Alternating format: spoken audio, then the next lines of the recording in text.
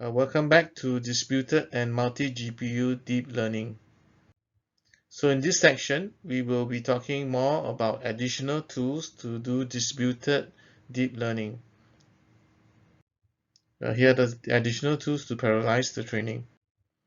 So besides the built-in mechanisms, which is the different types of strategies within TensorFlow, there are actually additional distributed deep learning frameworks.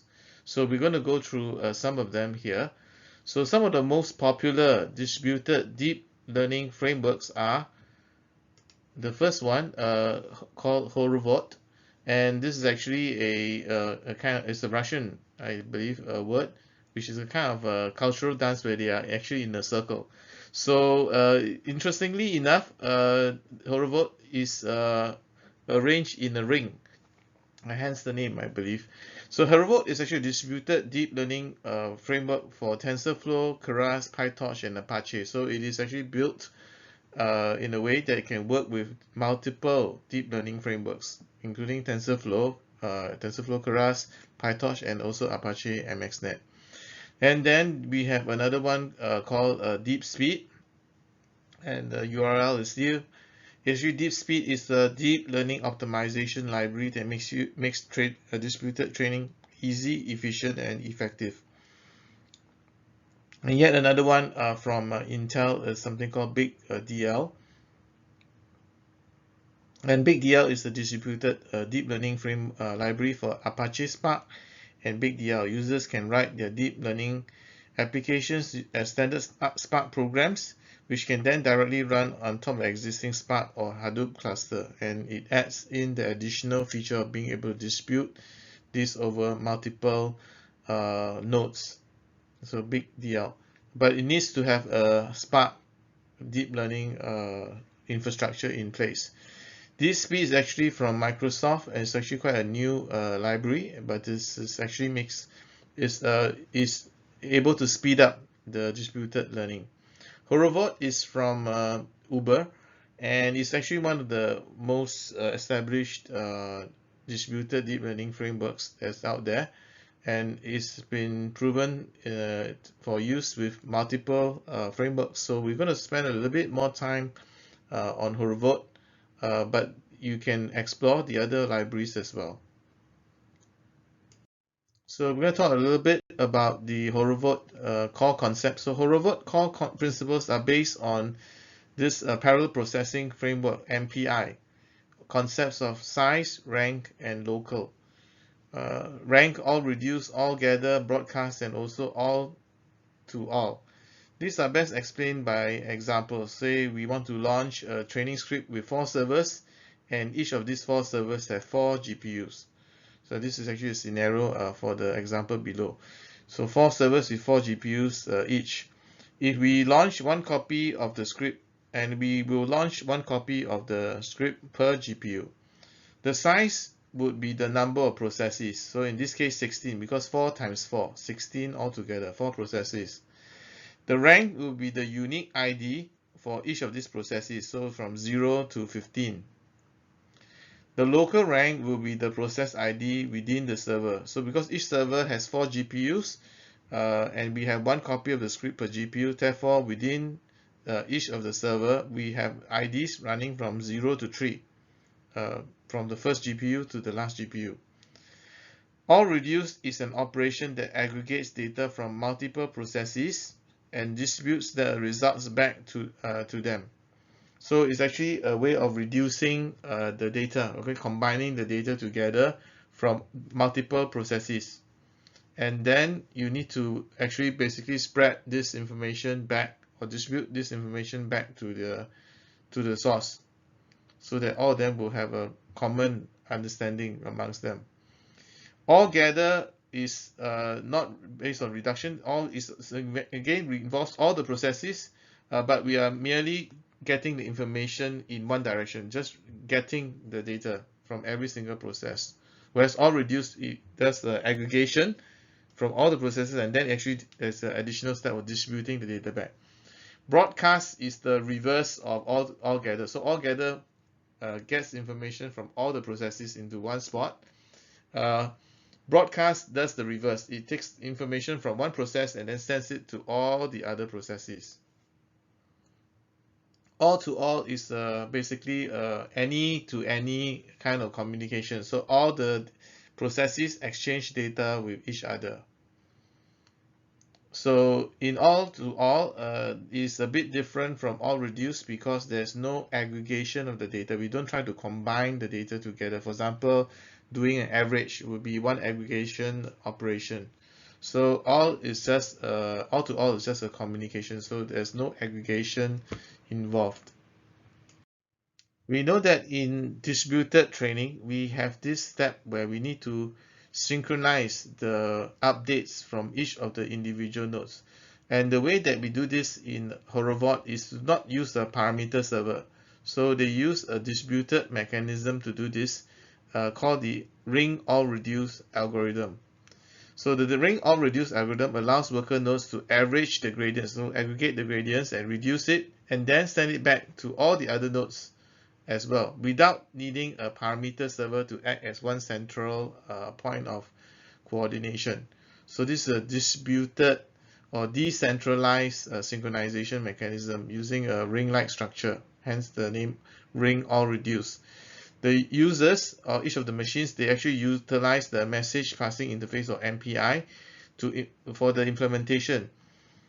For example, we can use OpenMPI, one of the implementations of MPI interface, to launch all copies of the TensorFlow program.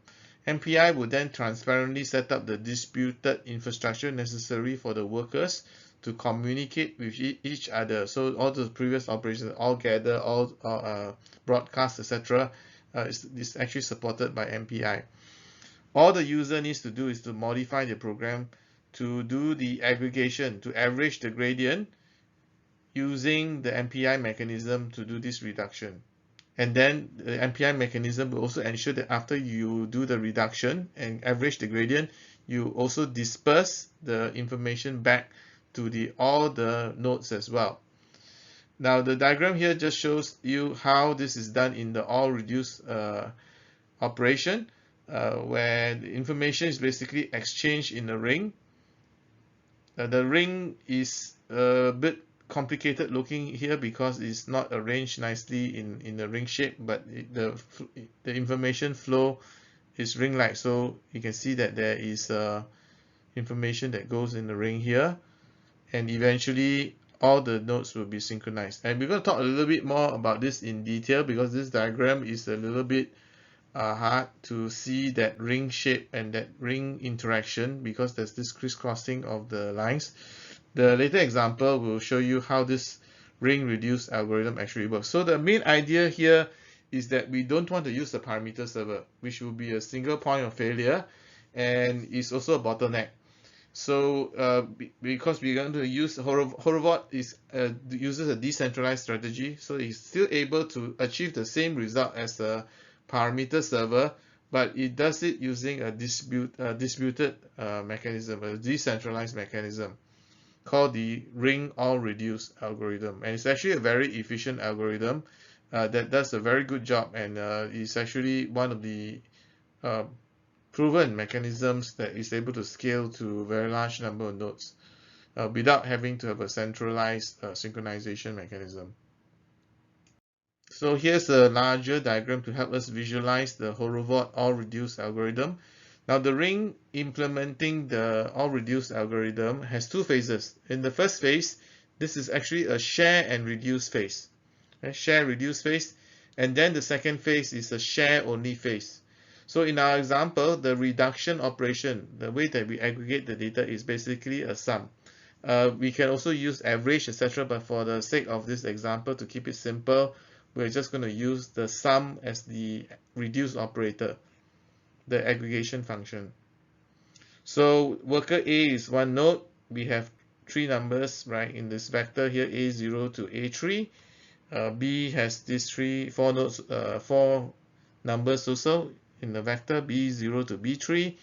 Worker C has C0 to C3, and worker D has D0 to D3. So we're going to run the all reduce algorithm over this setup. And you can see the ring has a direction. The arrow shows you the flow of the data from one worker to the next.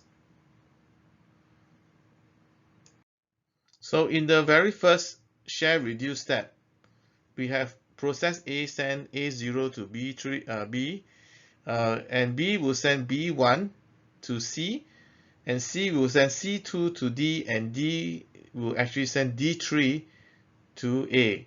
So each of them will be sending a different element to the next worker node.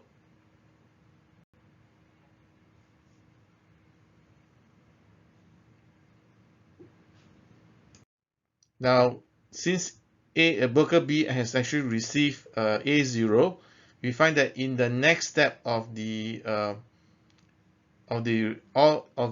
share reduce step, it will actually combine the data that is received from the previous node, which is A0, and then add its own value B0 to it, and then send it to the next node. So this is actually doing some reduction, because you can see that some of the nodes are blank because it's already sent the information forward, and worker C will take B1, which is received previously from worker B, and combine it with C1.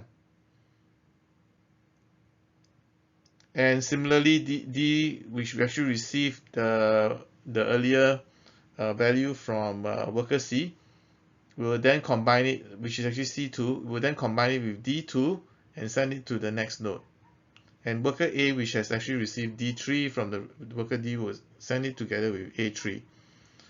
So notice that actually when the value is sent forward to the next node, they will actually remove the corresponding value from the existing node, right? So it's actually being sent forward, and we are going to remove it. And you notice that actually there's a reduction operation happening already, even as we go to the second iteration of this ring reduce algorithm.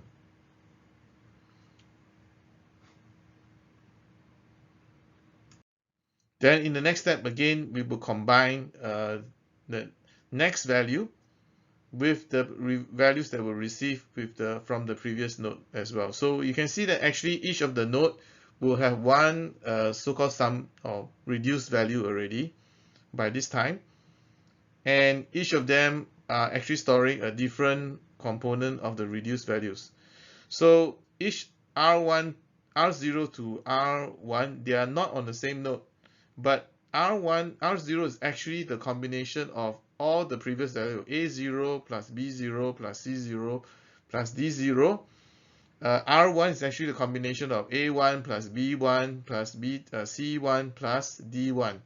And R2 is actually the combination of A2 plus B2 plus C2 plus D2. It's actually because of the reduction that occurs when it forwards the information to the next node, and also it actually removes those nodes that's already been used from the local node itself.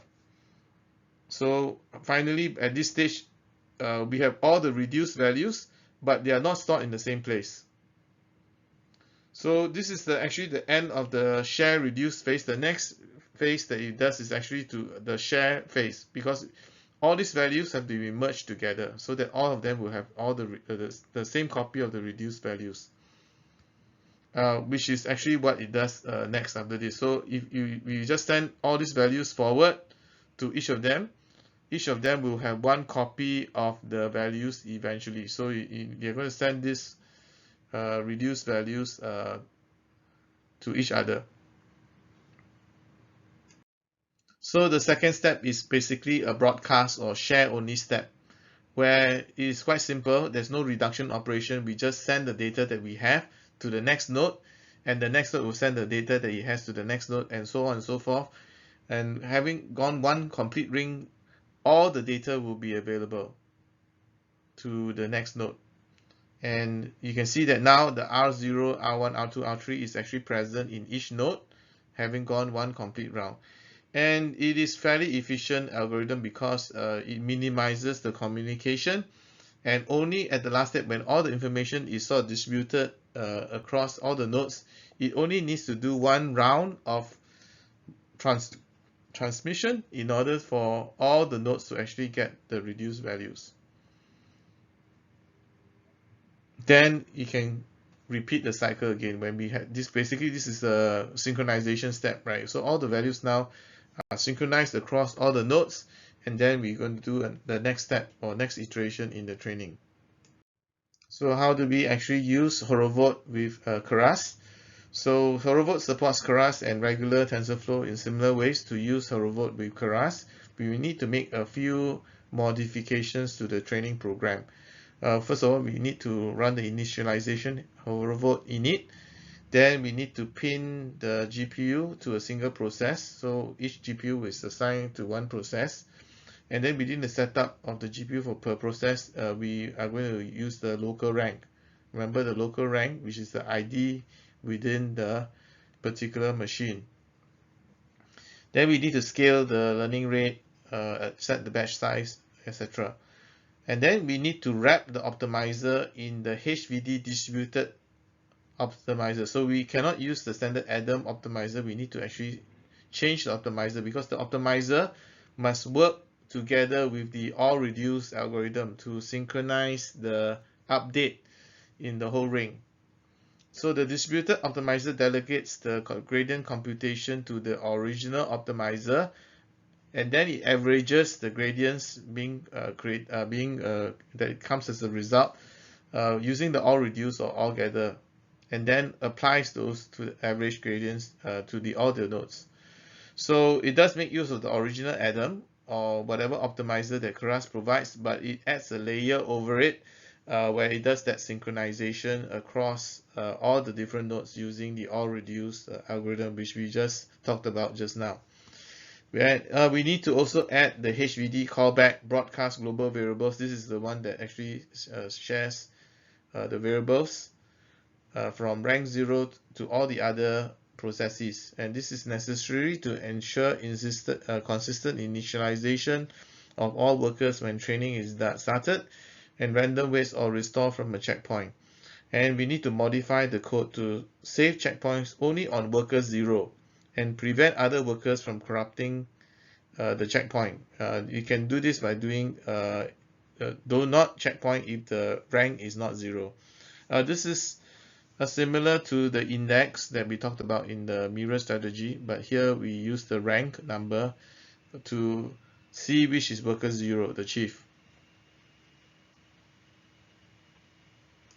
So this is a pinning process. That means we assign or dedicate one GPU to a particular process. So we can do this using the set visibles, set memory growth, etc. So this is what the overall code looks like. I know it's a bit complicated and you probably need to spend some time to look at it in more detail, but just talk about the general flow so you get an overview of this. So the first part here is to basically do the initialization, and you need to pin the GPU to the process as mentioned before according to the local rank, the local process number. Then the next part is basically to build the model, the standard Keras stuff to build your model. And we also set the optimizer that we want to use for the Keras. We are going to use the HVD size to try to optimize the learning rate. And then very important step that's different from the rest is to actually add the HVD distributed optimizer, and we feed in the previous Adam optimizer as a parameter and save it as a new optimizer. So we sort of wrap the original optimizer with the Horovod distributed optimizer. Then we just call the normal stuff, whatever model we have, we do the compile, and you see that the optimizer being set here is not the standard Keras optimizer, but it's actually the Horovod distributed optimizer. And the rest of the parameters are the standard kind of parameters that we have in Keras. And to make sure that we actually save this properly, we check that if the rank is 0, that means it's worker 0, we will add in the callback for checkpointing. Otherwise, for all the other nodes, we don't checkpoint, right? We only checkpoint the rank 0, which is the worker 0, the chief. Here callback is just to assign all the callbacks that we want, but we will make sure that in this list of callbacks we append the model checkpoint callback only to rank 0, the chief. Once this is done, we can then call back. We can just call the model fit function to do the training, right? And then it will call with the callback. And this is a common script, but it's actually running on each of the nodes. So only the one with rank 0 will actually end up having the callback assigned. The rest of them will just, only the rank 0, the chief will have the checkpointing assigned. The rest will just run the standard callbacks that we have. And one of the standard ones that we need for everyone is actually the Horovod broadcast global variables callback, so that they will all synchronize the values with each other. Here's a quiz to basically understand a little bit more about Horovod. Again, at the end, please pause before continuing the video.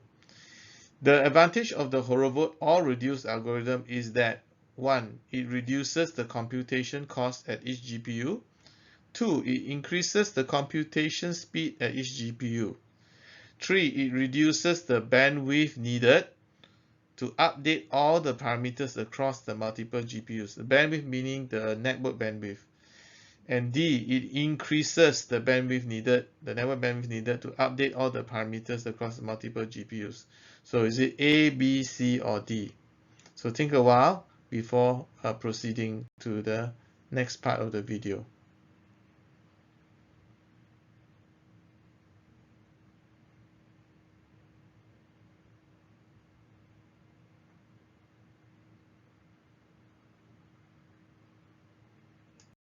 And here are some references for you to refer to as we talk about these different topics.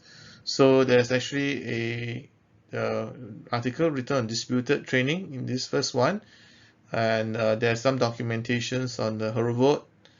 It's a more complicated mechanism than what is actually in the TensorFlow, so it's good to take a look at this one. And there are some tutorials given on how to use Horovod, and also some information about the new fast distributed training mechanism called DeepSpeed, and it's actually from Microsoft. So you can take a look at this. And then also there's a rather technical article talking about the all-reduced, that ring-like mechanism that underlies Horovod. And we've come to the last slide. Thank you very much for your attention.